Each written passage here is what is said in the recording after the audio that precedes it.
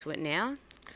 Very different setup, I got to say. Sam's really got some vang crank there compared to Alex, and yeah, you really notice it now that they're side by side at that angle. Very interesting. A lot more sheet on in that boat. Not sailing as free. Yeah, I think Sam probably hasn't done as much sailing in the Elliott 7s as Alex, but a bit of experience on his Elliott 6s back home at the Royals in Tasmania. And Sam, obviously, a lot of time on water. He's a ILCA sailor, member of the Australian Sailing Futures program. Very talented Tasmanian sailor. Also does a lot of keelboat sailing in Dragons, Etchells, SB20s. So plenty of time on the water. It'd be nice, wouldn't it, to be young again and do things like that? Well, you do. Yeah, I just get to watch a lot of it. And we've got Sam punching forward quite nicely there. So he's almost put about, we'd say, boat length there now between them. So really put himself in a good spot. Yeah, I think a bit more pressure now on the water just where they are. I feel like they're probably in the best of the breeze for the time being. And that's going to give them a little bit more pressure is actually just going to allow Sam to extend all the time. Absolutely. Being overlaid. You don't get to use the inertia of the boat coming up to the mark, and it's be interesting to see the sets. I think there's been a lot of different styles on the water in terms of what people's crew works look like, and see how tidy they are with this. That was pretty tidy. Yeah, that was pretty clean, wasn't it? Not bad at all. They've obviously done it before. Yeah, we're doing a bit of practice to see if Alex and the team can do the same. Just a little bit of snag on the jib, but not bad. It's just getting this kite to set. Like the shoulders are so broad on these Elliott 7 symmetrics. Absolutely. Just so hard to get air in them. Yeah. And those jibs, they do get in the way. Oh, yeah. They are a pain. Yeah. Brand new jibs for this regatta, and geez, they don't really like to fall down quite as easily when you open the clutch, which definitely doesn't make life easy. Yeah. And you're not wanting to put too much weight too far forward and disrupt the flow of the boat either. No, that's it. It's definitely VMG running, like poles forward, so there's going to be a fair bit of jibing action here. Is it almost a swell out there at the moment, do you think? Or are we just running with waves? I think it's certainly enough that they're getting the sterns picked up. You can see, like, this is a really good angle to see it.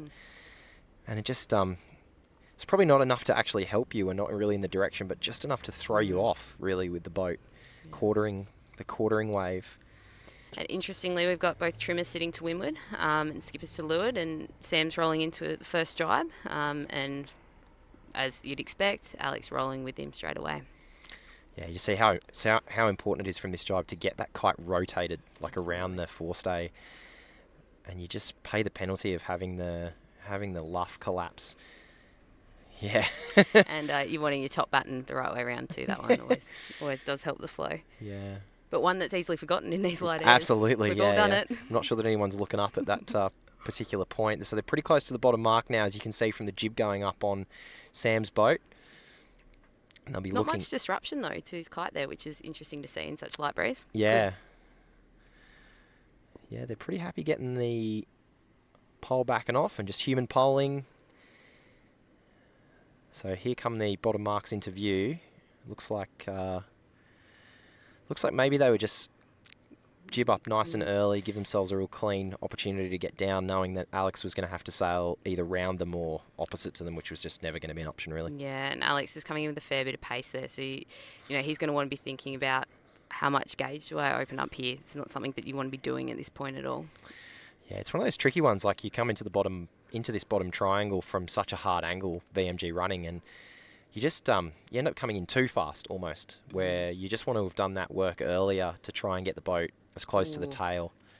And now Sam's, just interesting. So they're both going. Definitely didn't think he'd be going for that mark, given how early he prepped for all of that. So obviously a last minute decision, and it's forced Alex to jibe behind him and go to the other mark by the looks of things. So that's what we like to see. Yeah, very surprising. Sam's definitely confident in stepping out to the left. I don't blame him. No, I think it's good call.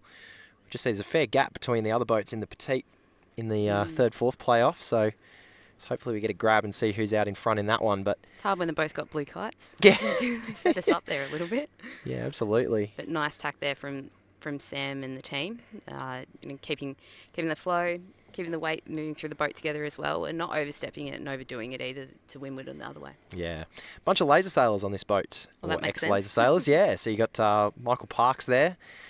the front. He's a Victorian. Josh Ragg, he's the one flicking that spinnaker sheet around, getting it all set up. And, yeah, we got Rhino there to leeward, staring up at the jib leech, Ryan Morton. And a day that you want to be just keeping that slot, the flow there as much as possible. The minute they stall out in the front end of these boats, they just stop. Yeah, it's interesting to see how much car forward they've got actually on that boat.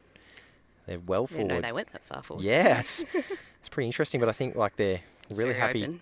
trimming it and just no traveller. Like, yeah, it's an interesting way that they set the boat up. Like certainly not how we were doing it. So maybe we should take some notes from that one. maybe you'll be out there next year if you yeah, do. Instead of here talking about exactly right. So it's all a learning opportunity.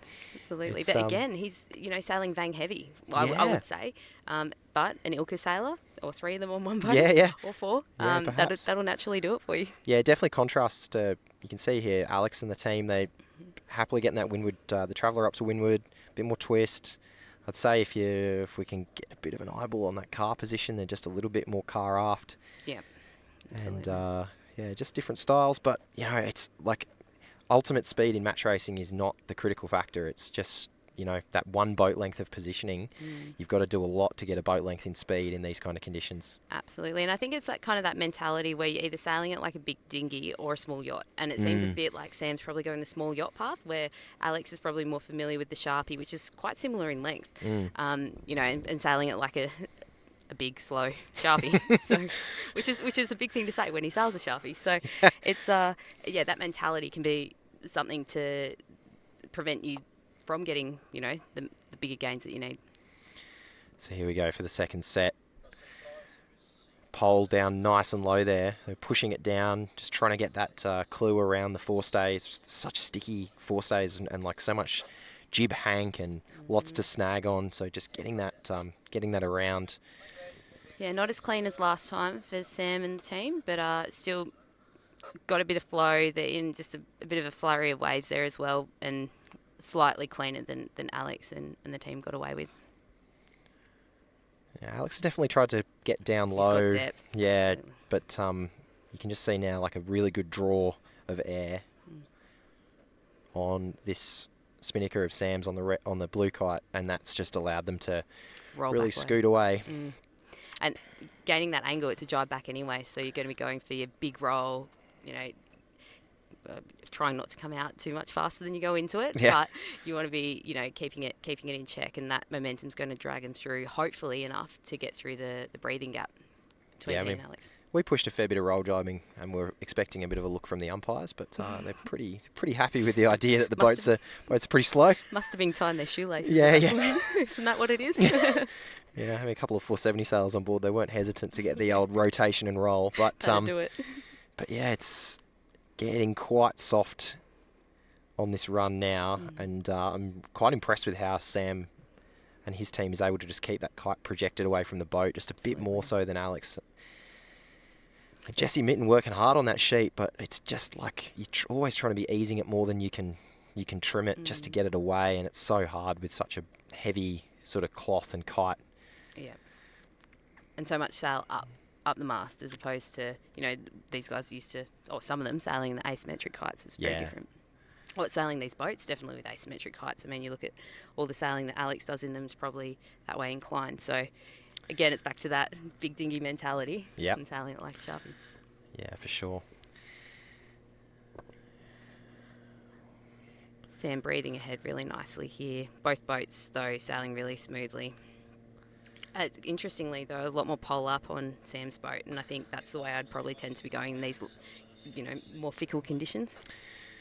Yeah, it's one of those things like you just need to try and get the luff to set, and then you're really trying to get it away from the boat as quickly as you can, and just having that pole up.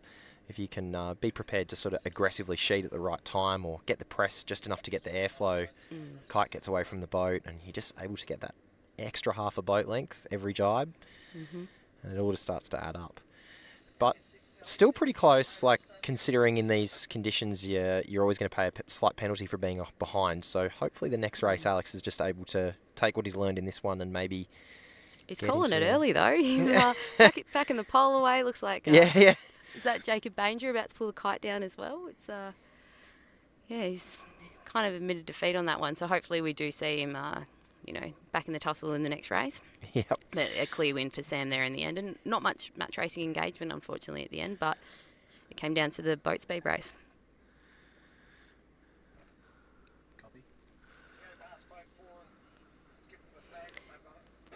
That said, looks like Sam's sailing off into the sunset. Yeah. In comparison. Yeah. I think they're just very happy to get through their processes in the post race, like get the jib up, get the kite around into a tidy pack so that it's going to come out cleanly. I think it's so easy to just throw the kite down if you get half a wrap. Like we had one race where we had just one oh boy in the kite halfway up, and it was just the G-rated version? Yeah. And it just really hurts because you just don't get that initial pop out of the set, and you've just got to spend that extra 10 seconds dropping the halyard and pulling down on a clue and just getting the release when you really just want that half a boat length separation to get the first jibe or separate away. Absolutely, and same goes if you're around in second and you want that depth. That's your goal at that point. So yeah, exactly. So the cleaner you can be, the better. Yeah.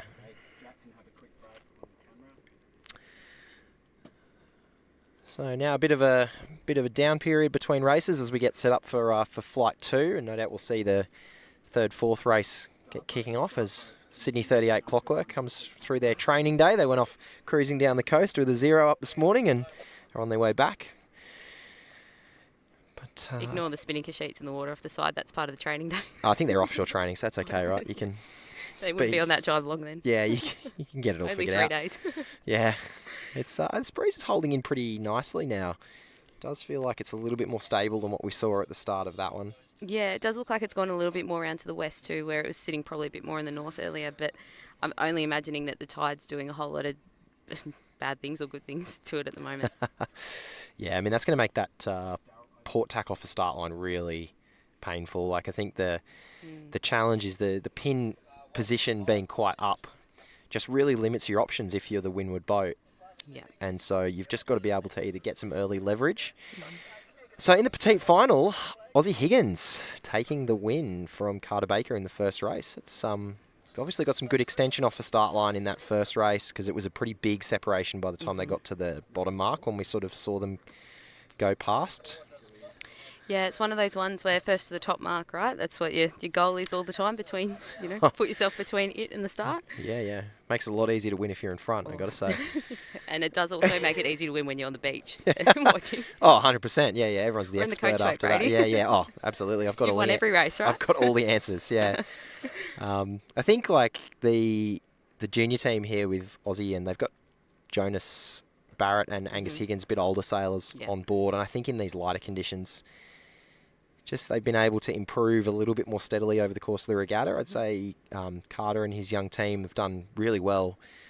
We're sort of saying like last year they didn't really match race that much, whereas they've certainly managed to step that up a little bit, and they've gotten some good engagement. But they've definitely been the beneficiary of being quite fast in the sort of 6 to 8 knot wind range. Yeah. I'd love to see this regatta in 10 to 15 knots and see what we kind of come up with. Because it'd be great to see those high pressure moments at a high speed.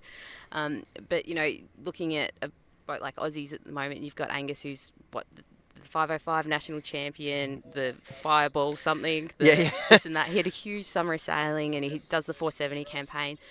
So you've got someone who's just such a wealth of knowledge about how to make a boat go fast. And if, as a skipper, if you can have someone who's doing that for you, and you can just worry about where you're placing the boat, God, that makes your life easy. Yeah, I think it was something we spoke about on our boat at the start of the week. I said, like, don't take it for granted that I'm going to actually keep the boat on the breeze all the time when it's flat water like this. You just get so distracted, particularly like off the start line, making sure that you've got the right gauge and don't assume that the skipper's in the speed loop all the time as much as they would be on a fleet racing boat like in a one design regatta where you're just drilled into the telltales. Like it's really a different priority set.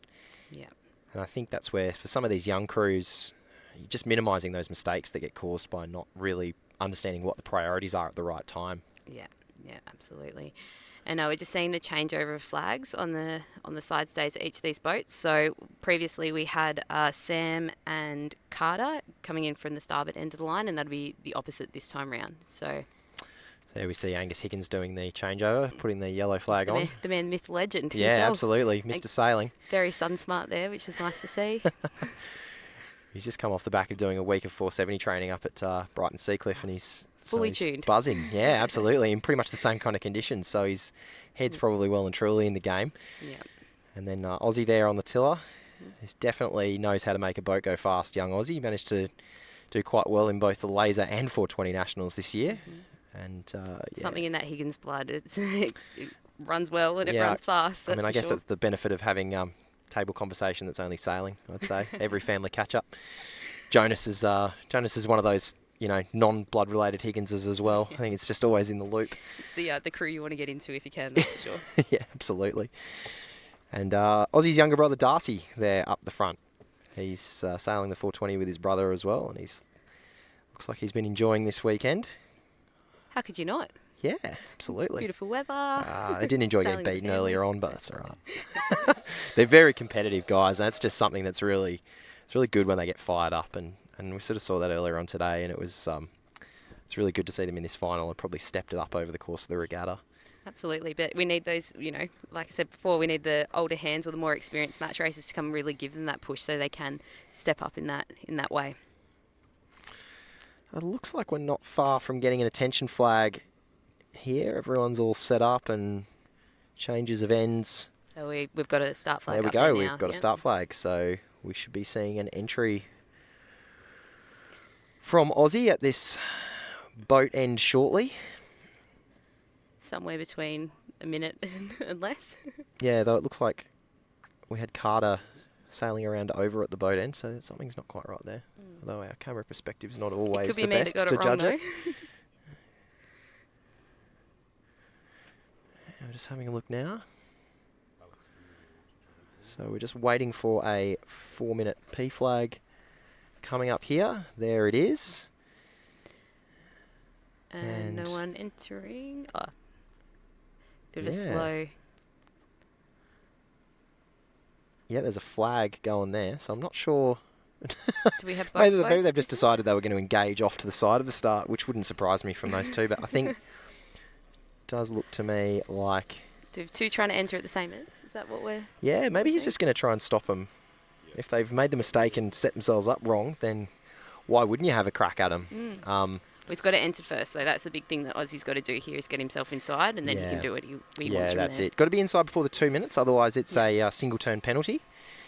Not what you want to be doing in these conditions. No, definitely not. And really making sure that whole boat is behind the line when you go for the dip. That's one that catches a few players out. Yeah, so they're both going to go high of the start line. And Aussie's just looking to tack over and likely stay. So Carter did come in with pace and from the right end of the line after all, so that's there good we to go. see. We were just wrong. And he's got some waves to his advantage there as well. Yeah, so they're going to go around the back of Aussie here. See if they can get the jibe back in. No, they're not sure what that flag was for. Yep, there we go. So they've already got a penalty, so the entry must have been wrong. Or there was a penalty in the pre-start, either or. But here we go. They're going to come back at each other. I think you definitely have a benefit being the lead boat if you can be in front. It's not like, in 10 to 12 knots, you just would hate to be seeing that boat on your transom. Absolutely. Whereas in these conditions, it just doesn't really hurt you quite as much. Although Carter getting slow in this position. Dangerous. Yeah, not where I'd want to be, to be honest, and heading towards the port side of the course. It's not a great look. No, so off to that pin end is the coffin corner, and can be very easy to get trapped out there. If I was Aussie here, though, I'd be slamming the brakes on as much as I could just to keep that inside advantage so you can spin inside. Yeah. A lot of really fine-tuning your boat handling here, and that's hard to do mid-regatta. Yeah, and with the flat water, like the boats just carry on moving. That's like there's a lot of weight in them, and it's very hard to stop. So if someone can get stopped and you slide past them, you can very quickly lose the advantage that you've set yourself up to position for. Which may be happening right now. Yeah, absolutely. So there's flags up for a bit of a close situation here. I'd say Carter's going to put Aussie. Yeah, I thought they might try and jibe while Aussie was blocked by the pin. Probably just didn't quite get onto it early enough. It's probably played out really well for Aussie. Like he'd be just wanting to do a hot jibe back here and put Carter in coffins. Yeah, absolutely, and it's going to happen. I think we've got him well and truly off to the left of the of the pin there, and they're just struggling to get back. Like you can see, and I think this is where the experience comes in. Like just getting the crew priority to be in a position where you can press the boat out of a manoeuvre. Like Aussie's got the crew all to leeward, so the boat's like preloaded, ready for the next manoeuvre. Whereas Carter, the crew's all spread out, and they're just probably at odds around what is likely to be the next move. And you just want to be communicating to the team all the time what you're thinking about what's coming up next. Yeah, and someone's just got to have eyes out of the boat all the time. I think that's the crucial thing in these pre-starts. We've got to, that fourth, I know a lot of people don't like calling it that, but the fourth person, their eyes have just got to be out of the boat, feeding information to the skipper. Like, without that crucial information, that can be the difference between nailing the start or, being a few lengths behind. Yeah. Yeah, the strategy calls, I think, in this pressure is pretty critical because in such up and down wind, if you can just get on one little lift, it was the decisive point in our race against Alex Blacker yesterday. Like we took their transom to get to the right, and they just positioned better for a gust, and that was it. Like we couldn't get back into the race. Yeah. It's real sailing into the breeze here. I feel like you've got to really get into the gust to make the best of it down. I don't know if it's an Adelaide thing. It's just an observation I've made being down here. But yeah, definitely. I think you've got to be in the pressure, not tacking on the pressure. Yeah, I think you're right. Like you can't just try and ride the edge of the lift. It's definitely not like a Sydney Harbour pressure gust. They can't just sort of ride the edge and lift out. God, I'd love that though. That would be really nice sometimes. So these guys are off and racing, and I think advantage Aussie for the second match, and put himself in the prime position. Hopefully we get a tack out of him. Just extending a little there while Carter rolls around slowly, but still a pretty nice tack. You see though, like the difference, that tack of Carter's where two relatively light crew step across, and sort of contrast that to Sam King's one where they've got a couple of big boys on that boat, and they really use them. Oh yeah, swing it around.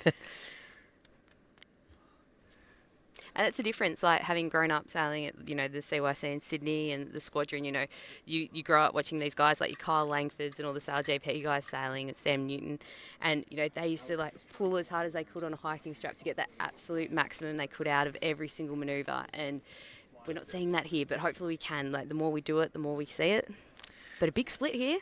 Yeah, this is Carter's gone for the roll of the dice, and Aussie's let him off the hook. Yeah, that's interesting one. Like I'm surprised they must really back their pressure calls there on Aussie's boat, and or is it Carter that's really backing his call? Which way are we looking at it? Yeah, I mean, where would you want to be? There's a lot of backing themselves on both these boats in the forms, I reckon. So, but it feels like Carter, like just looking at this at the way they're looking on this drone footage, I think Carter's not doing too badly on the gain as we flick over to the grand final match here between Blackers and Sam King. Yeah, if Sam can win this one, he's taking away the Fred Neill Regatta today. So do or die for Blackers, and he's really good under pressure. Like this is when he does his best work apparently. So we'd love to see him step up today and take this to 3 races.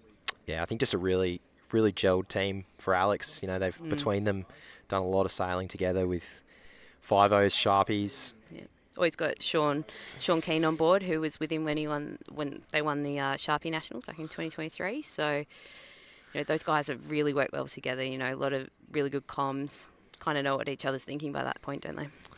Yeah, and Jesse Mitten on the trim, really working hard to get his head around the boats all the time, looking for ways to improve. Absolutely. So they're going into dial up now, and they're quick into a reverse, but they just haven't quite. That just hasn't worked at all. If you're going backwards, you're not going forwards. Yeah, and you're in the wrong no matter what. Yeah, that's bad. That's not a good flag for you. Yeah, that's definitely something we did a little bit of practice on this morning, and you've just got to stop the boat before you start going backwards. Absolutely. The boat just will not go from forward to reverse. And as expected, a penalty onto Alex Blacker there for that reverse move that didn't quite pay off. Yeah, I don't know if they were just trying to stop, but it did seem that they had a filled mainsail on that jibe. So right thing, wrong time maybe. Yeah. It's those big Jesse Mitten guns. They're very happy getting the weight down the leeward. They're moving really fast. It's just, an unfortunate manoeuvre like that puts you just in not a great position moving forward. Yeah, you're under so much pressure, and it's so hard in these conditions then. Like you've got to then get in front, buy enough to do something to influence a circumstance, and in a little bit more pressure, it's not so bad. Like, you can rely on the downwind to maybe get into a bit of a jiving duel. But when you're VMG running, it's just impossible to get the leverage you need to make any kind of effect on the other boat. Absolutely, and coming towards the start line now, that pin's looking very, very high. Yeah. I don't know if that's just the angle, but Sam's just been able to get down low enough, quick enough, to give himself some clear air there, and it might just be the difference. Yeah, so we're well inside a minute here, and Sam can really elect to spend all that time going for the pin, but Sam's mildly confrontational nature isn't about that, so he's going to really come up and have a last little opportunity to dig into them. So I don't know about you, but at this point I'd be thinking, well, I've got a penalty against him, well, I've got to do his out fast. Yeah, open gauge, Really yeah. where we're at. And it can be deceptively hard to get onto the lay for this pin if you start playing this game too hard. But it looks like he's happy just keeping Alex right there. Although I would say maybe there's a little bit more pressure on the right-hand side, and maybe that's gun's gone now. So maybe a little bit more pressure to the right, which is why Sam's wanting the options, and he's given himself the position to get all the options because he can tack. Yeah. Right now he could tack. And I'd be doing it. Yeah, and he's doing it. There it is. Good to see. And opening gauge, Alex is a low speed manoeuvre there, and it's just allowed them to have that little bit extra each time they're getting that extra roll out of the boats as well. So it makes it tough. Great press there from Sam King and Michael Parks just stepping up to windward and using their weight to just really press the boat forward. As black as tacks now. Oh, and Sam right on him. So that's when you're starting to feel a bit defeated in attacking duel, when they can go on your nose. But yeah, Sam probably almost is a little bit overstood that one a little bit, but he's probably at the point where he just wants to get to that top mark, get around the course clean, and just let it be.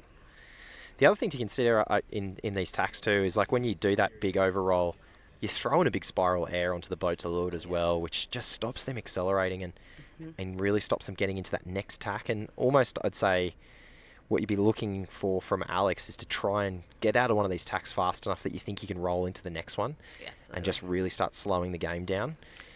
Yeah, I think it comes back to, though, that extra 2 to 3 knots. It is really hard to throw something around when there's not much to play with. Yeah, very minimal helm feel on these boats in these kind of conditions. The bearings on the rudder just... Driving a bus. Yeah, there's just nothing. Like, you're just really trying to point the boat. But, I mean, look, the setup that Alex has got at the moment, we've talked about it a bit today with the more vang on Sam's boat, and it's playing to more height for Alex at the moment. Like, I do feel like he's a higher, in that high groove a lot of the time. Yeah, they just tried to throw the dummy there and get Sam to put the tack in, but it just didn't quite work, and they just can't quite get the boat accelerated. And I think too, like, having that extra inertia from the roll tack to just get into those waves when you go on to starboard just helps you step a little bit more. And probably if you're in Sam's position, actually just sail a little bit lower out of the tack and make sure that you're on the air of the boat to leeward.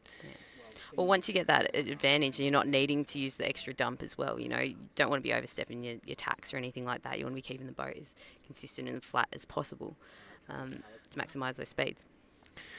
So if we've got the 2 matches lined up, I think that's Carter Baker in front in the other match, just seeing the white life jacket cover on boat 5, which that'd certainly spice things up in the 3rd, 4th playoff. Well, that goes to show the left-hand side of the course page, if that is... Yeah, absolutely. That way. So here we go as Alex tacks off. And doesn't look like Kingo's quite in a position to throw into the tack, because they'll be starting to think about getting to a ley line as well at this point when you've got enough extension. Yeah, great to see on the boat, like, they're all really sitting together. They're using that weight to their advantage as well, which is really good to see. It's a tough thing if you're behind at the gun, catching up in these sorts of conditions, trying to chuck a dummy. I mean, they've done all the things. It's just, unfortunately, an early boo-boo kind of threw them off the game, I think. Yeah, I think it's like the opportunity to lead off the start line into that first tack is, it's probably 95% of match races in these kind of conditions are won by that boat anyway. And then factor in the light conditions where there's just unlikely to be a passing lane. Like, breeze is fading, you're not likely to get pressure filling for any particular side of the course. You're almost kind of prioritising just sailing in whatever's left anyway. And we got Sam and Paul out early, I think. Maybe we're going for a helicopter here. Where's the... Yeah, it just looks like they're lined up on the top mark. They're just coming to it now. It's just appearing on our picture now. So they are going to go around, and that makes it comfy for them, doesn't it? That's what's happened. I sort of confused the boats, but they've actually gotten the other flight into the middle of them. So Aussie is lead boat in his flight here, following them around with Alex coming in boat 5. So real extension there for Sam King and for Aussie. Well, I guess the right-hand side of the course paid then. So we have called that a couple of times already, but it's what can you say? Like a masterclass from Sam here. Yeah, certainly conditions that would favour Tasmanian experience. I would say, like it's definitely got that soft kind of Derwent feel to it, albeit a lot warmer. But that said, though, Alex did grow up and spend a lot of time sailing down on the Goolwa River. Yeah. So he'd be using all those little bits in his back pocket today, and unfortunately, not the best hoists there, and that's not going to help at the moment. No, they're working hard to get that cleared, and Jesse's going to run up and try and go for the untwist, but it's a low wine glass. That's a hard one to shake. You've got to do exactly what Jesse's doing now. He's done well to identify that rather than trying to fix it from back in the boat. Absolutely. And they've got it set away now. Such a difference so quickly, doesn't it? Yeah. And so we're just going to see Sam at the bottom of this little 3-boat lineup of 2 different matches roll into a jibe. And they're on their first lap. But it looks like Aussie there in the middle is going to set up for his jibe into the finish, as Carter's only going around the top mark now. So that's pretty good for Aussie. He's really extended and looks like he's going to slot himself into 3rd place in the regatta overall, which is a pretty impressive performance by those guys from this afternoon. Absolutely, and for guys who they sail these boats a bit, but probably not as much as Carter does at the moment. So great to see that those opportunities are still there for these guys to make the gains and learn how to sail big little boats or little big boats, whichever way you want to look at it. It's great to see. Like, hopefully this just opens the door for more of these guys to come through, and 3rd and 4th at the regattas, both youth teams, so that's really promising as well. Yeah, definitely really good to have some different teams here. We had a team visiting from Singapore. Great to see them come and make a bit of a feature of engaging in this event. A team from Adelaide Uni, another youth team from the CYCSA with Finlay. So really good to have a good variety. Like to see a few more girls out there. I know I said that last year. 100%, yeah, absolutely. Finlay's from Largs Bay, that's right. Yeah, he's an aero sailor. He's a former aero national champion. Nice little Ilka alternative, the aero. Wouldn't do it myself, but... Way easy to put on the roof of your car. Absolutely. Easy to drag up the beach after a long day on the water. A little bit more comfy to hike on too, but we've got Sam coming into the bottom mark now. He's chosen to go to the right gate when we're looking towards the bottom end of the course, which is the port side of the course, just to be confusing. But he's got plenty of gauge there, and really at this stage he just needs to keep the boat moving, get around that top mark and get down to the finish. And keeping in mind both teams that are behind in each flight, both do have a penalty still, which... Yeah. They're going to have to factor in somewhere. It does look like the long tack on this upwind has now gone to being port. And I think like Sam locking it down here quite early. We'll step inside. Yeah. You see those really nice exits. Just getting the boat, happy being upright. They just really gently resettle into their roles.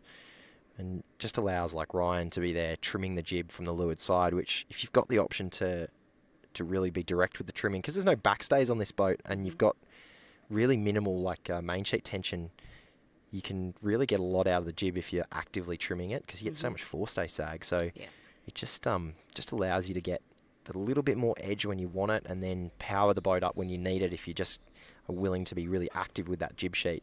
Yeah, absolutely. And I mean, like, you look at the setup that Sam's got at the moment, and not at any stage have they had a kite sheet over the side of the boat. Like, they're obviously very well oiled and very well hearsed in their rolls. Like, they look like a really slick setup, and like you said, that gives them the opportunity to have those little speed advantages through constant trimming and honing in on what they're doing or as their focus. So it makes a big difference at the end of the day.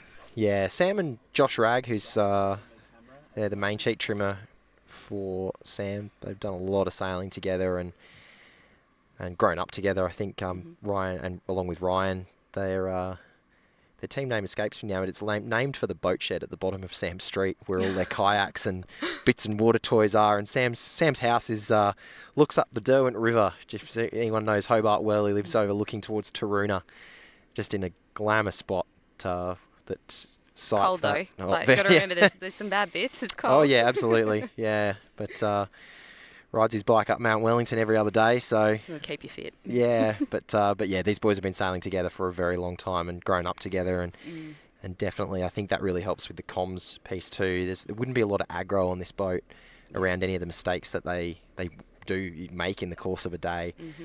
Yeah, calm boat's fast boat, that's for sure. Absolutely.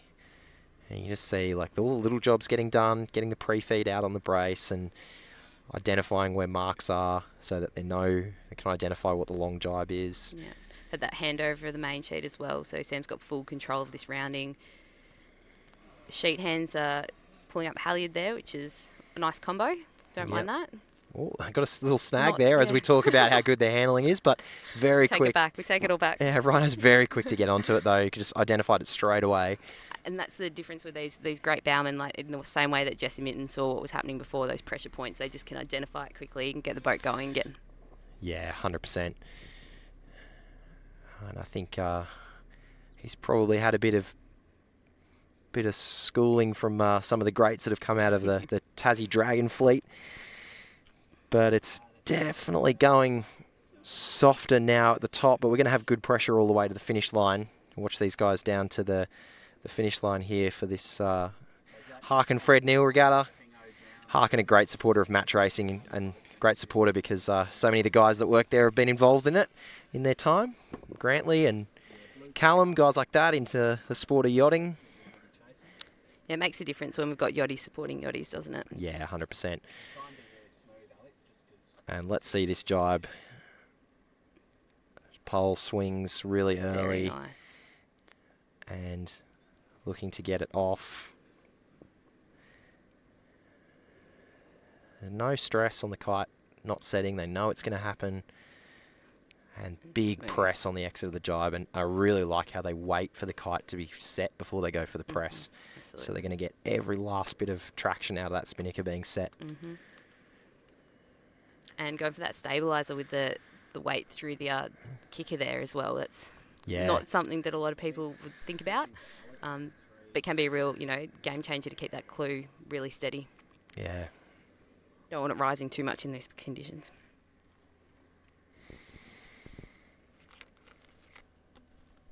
Race management, do we have a result for the petite final over? Was it bigger than second? So we can see, I think Alex has sort of closed up a little bit on this gap, but got a little equaliser there, don't they? Coming down with a little bit. Yeah. It just looks like they got a little bit of pressure, or sort of the last of the day's breeze. They were really low out of that top mark, which is, again, it's back to that fleet management, and obviously only one boat other than yourself in the fleet, but always looking for those gains. Yeah, that's it. I think you sort of, as you start getting into a bit more match racing experience for some of these teams, you start to see and know what's likely for other teams to do. And I think that's where then the game really starts to evolve, because a lot of those set piece manoeuvres like the dial ups and the dial downs on the upwind just become a regular part of the game rather than being like a shock. Absolutely. Full credit to Aussie in our match today. It was out of nowhere, pulled a full 90-degree dial down and hold. I was just like, what? Where is this come from? Watching the old America's Cup videos from the 90s and the it was early like, 2000s. it was Phil Robertson-esque. It was very impressive. So they've definitely progressed and been watching some of the other teams, how they perform. As Sam here crossed the line and very happy. Big hug there to Parksy. Ryan Morton there and Josh Ragg in the fluoro cap. There we go. Done a great job Hinsby this Racing weekend. Team. That's the one. The Hinsby Boat Shed, named for. Well, undefeated and all the way from start to finish. Really well done to the boys from Tassie. Yeah, great effort. And we've got Alex Blackett coming into the finish as well. So he still needs to, I think, wipe penalty. Communicating with Sam via radio when he's talking. That gets you. Yeah, gotcha. Do we need to... Sam, you got us there? Hopefully we're just going to go on board now with Sam King. Just going to go on board now with Sam King and just get a bit of a few words from Sam about his team's performance here over the course of the Fred Neill and particularly that last final race. Yeah, no, we're super stoked with how the team performed. Pretty stressful.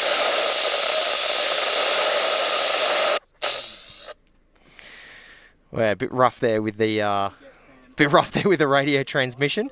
He was saying words. We promised it wasn't just static. Yeah.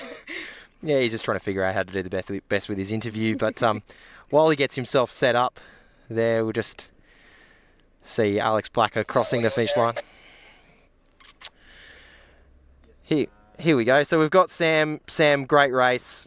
Really nice last little final match there. But it's been a really clear-cut regatta for you guys from start to finish. Yeah, no, we're super stoked with how we sailed. The team was awesome. Everything was pretty good. South Australia is great. Cruising Yacht Club's awesome. But yeah, massive thanks to Royal Yacht Club Tassie for being our club.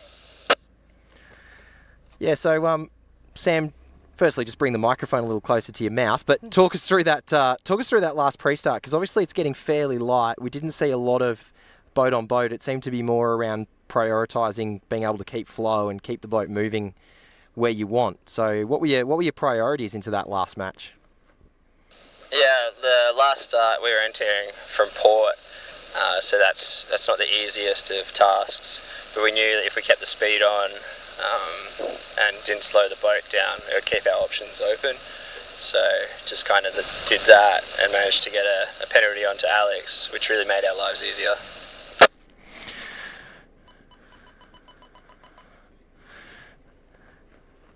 Yeah, excellent. And so through the course of the rounds, you've been versing some of the young teams, and you got to see the two younger teams in the petite final. But it was against the old hands and the local Sharpie sailors. Thought they had a bit of speed edge on you at times. What do you reckon from on board?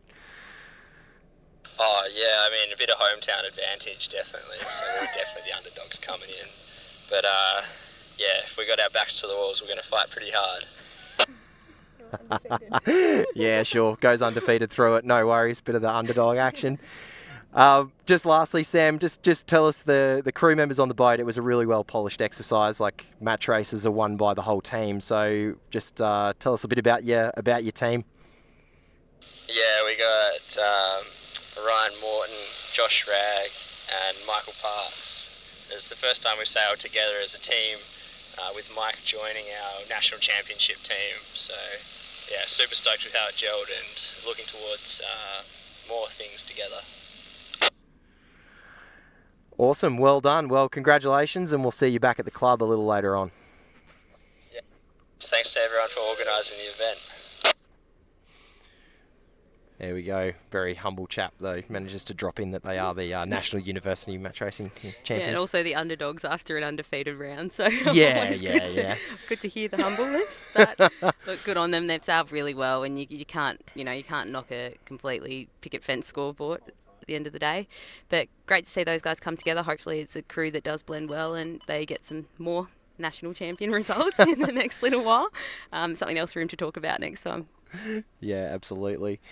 Well, now they get a nice little sail back to the dock, and it's good that we just managed to hold out a bit of pressure here for the last matches of the day, and got some good racing there between not just Sam and Alex, but also to see between Carter and Aussie. That looked like some pretty entertaining and interesting match racing to conclude their regattas. Absolutely. Great to see the young guns up, and like you said, the old hands in the grand final as well. But it's been a pleasure working with you today, Brady. Thanks so much for having me on board. No worries. We're just looking to wrap up our final. So we just got a little update on the score there. As we suspected, Aussie went 2-0 over Carter in the third place race off. So good result from them. Really showed improvement over the week, because I think Aussie had a couple of tough matches early up.